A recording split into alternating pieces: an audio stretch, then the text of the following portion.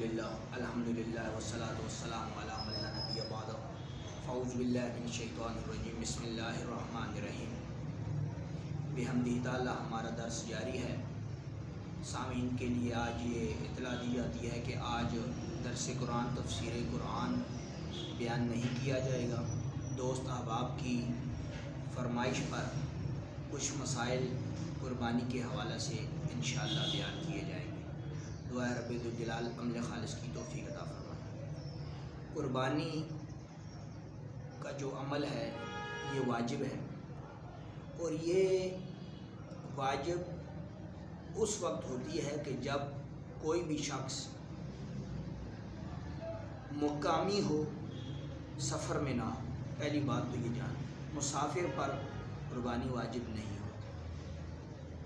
جو مقیم ہے اس پر قربانی واجب ہوتی ہے۔ پہلی مرکزی جو بات ہے وہ یہ پتہ ہونا چاہیے۔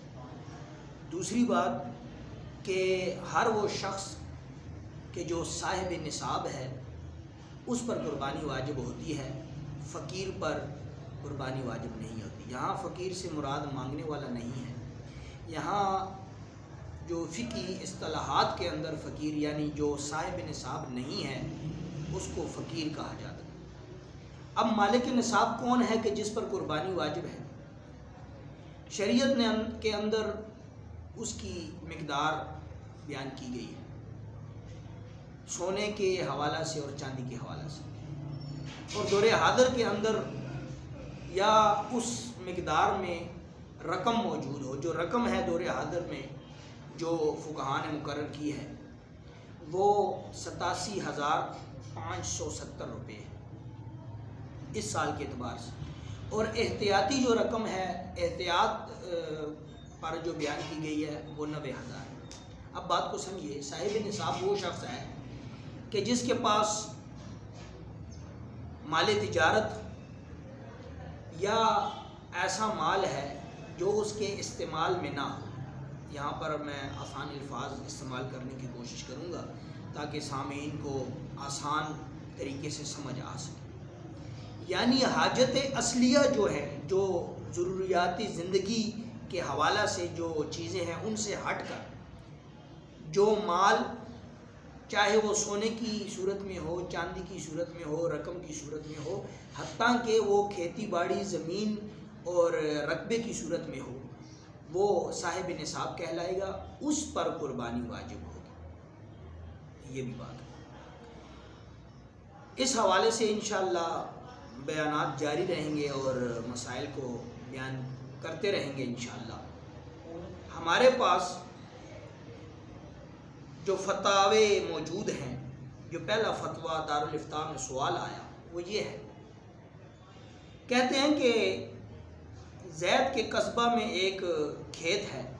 زید سے مراد کوئی بھی شخص ہو سکتا ہے، عمر، بکر، خالد، یہ فقہی اصطلاحات میں کسی شخص کو مخاطب کرنے کے لیے الفاظ آتے ہیں۔ کہتے ہیں کہ کوئی بھی ایک شخص ہے، اس کے گاؤں میں ایک کھیت ہے اس کا، جس کی رقم اتنی ہے کہ وہ 90,000 سے کئی گنا زیادہ ہے۔ تو اب اس کے پاس رقم تو موجود ہے نہیں ظاہر، ہاں پلاٹ کی صورت میں اور زمین کی صورت میں جس میں وہ کھیتی باڑی کرتا ہے یا اس کی زمین ہے کھیتی والی، تو کیا وہ صاحب نصاب ہوگا کہ نہیں؟ اس پر فتویٰ ہے کہ جس کی کھیتی باڑی کے حوالہ سے زمین ہو یا کوئی پلاٹ ایسا ہو جو پڑا ہوا ہے تو اس حوالے سے وہ صاحب نصاب کہلائے گا اور اس پر قربانی واجب ہے۔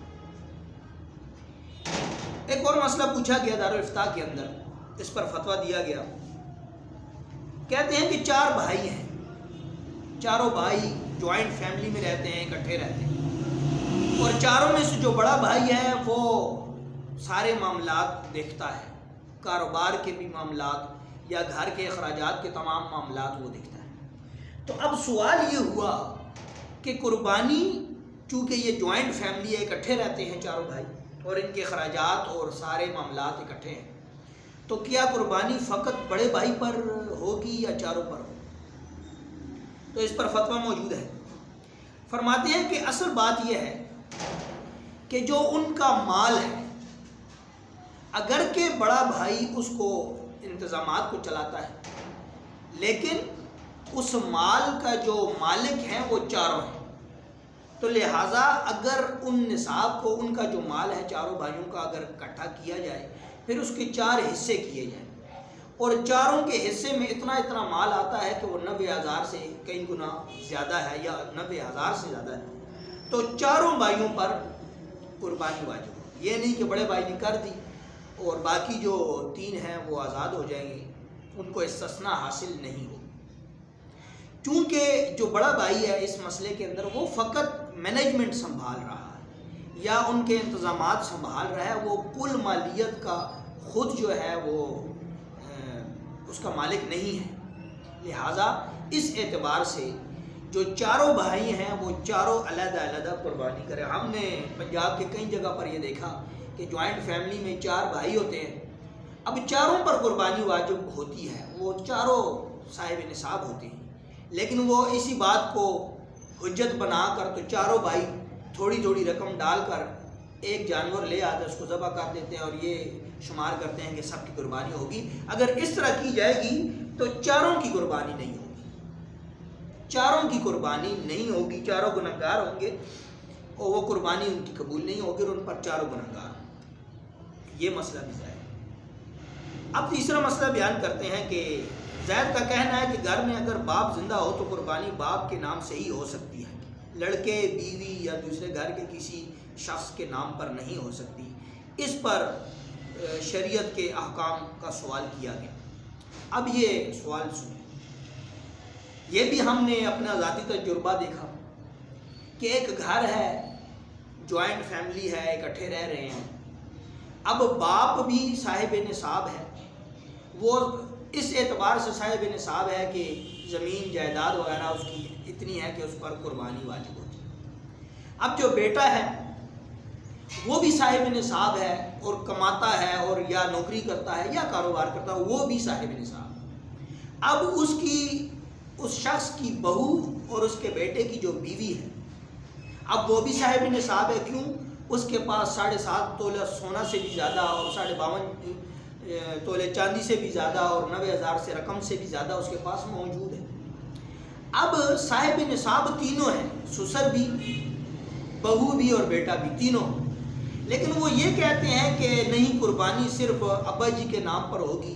یہ تو بڑی بے ادبی کی بات ہے کہ ہم اپنے نام کی قربانی کریں اور ابا جی کے نام کی قربانی نہ ہو، تو یہ بے ادبی ہے۔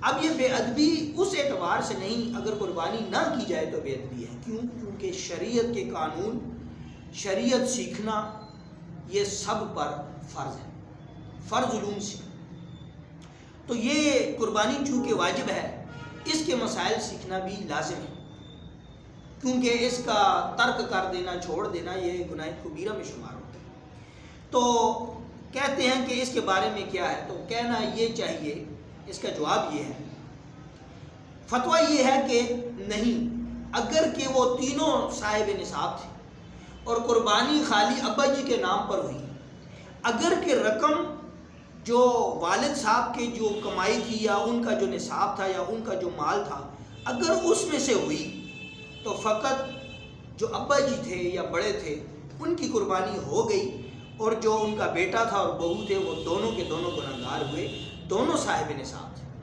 اب یہاں پر سوال ہوتا ہے کہ اگر یہ مسئلہ ان کو اس وقت پتہ چلا کہ جب قربانی ہو چکی ہے یا ایام گزر چکے ہیں، تو پھر کیا کرنا چاہیے؟ اس کا جواب یہ ہے کہ اگر ان کو مسئلہ بعد میں پتہ چلا یا ان کا ارادہ تھا لیکن وہ قربانی کسی وجہ سے نہ کر سکے، تو پھر وہ کیا کریں گے؟ اگر کہ جانور پہلے لے رکھا تھا لیکن قربانی کے دنوں میں قربان نہ کر سکے، تو بعد میں اس جانور کو قربان کر کے، اس کو ذبح کر کے صدقہ کر دیں۔ لیکن اگر مسئلہ کی صورت میں مسئلہ بعد میں ان تک یہ علم پہنچا تو وہ پھر کیا کریں گے؟ قربانی کے بعد وہ ایک جانور لیں گے یا اس جانور کی جو قیمت ہے اس قیمت کو صدقہ کر دیں۔ یہ صورتحال۔ ایک مسئلہ یہ ہے، کہتے ہیں کہ ایک بکرا قربانی کی نیت سے پرورش کیا گیا، یہ وہی مسئلہ جو بھی بیان کرتے ہیں۔ یہاں پر 2 سوال ہیں۔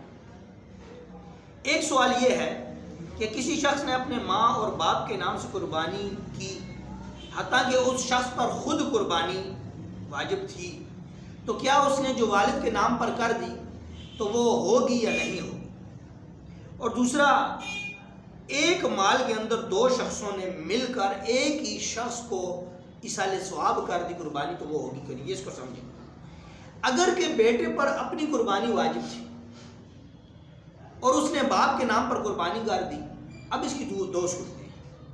اگر کہ باپ صاحب نصاب نہیں ہے، اس کے پاس کوئی دولت نہیں ہے، اس کی اپنی جائیداد نہیں ہے، تو پھر وہ قربانی نہ باپ کی طرف سے قبول ہوئی نہ بیٹے کی طرف ہوئی، وہ جو بیٹا ہے وہ گنہگار ہے۔ لیکن اگر باپ صاحب نصاب ہے، اس کی اپنی مالیت اتنی ہے کہ وہ قربانی کر سکتا تھا، لیکن اس نے اپنی قربانی نہ کی اور بیٹے نے بھی اپنی قربانی نہ کی، بلکہ اپنی قربانی کر کے نیت باپ کی کر دی، تو پھر بھی دونوں کی قربانی نہ ہو۔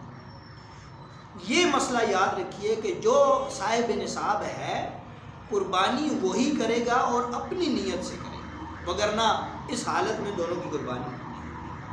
اب یہ کہتے ہیں کہ ایک جانور ہے، آسان الفاظ میں سمجھاتا چلوں، ایک جانور ہے بڑا، اس کے اندر 7 لوگوں نے شمولیت اختیار کی، قربانی کی تھی۔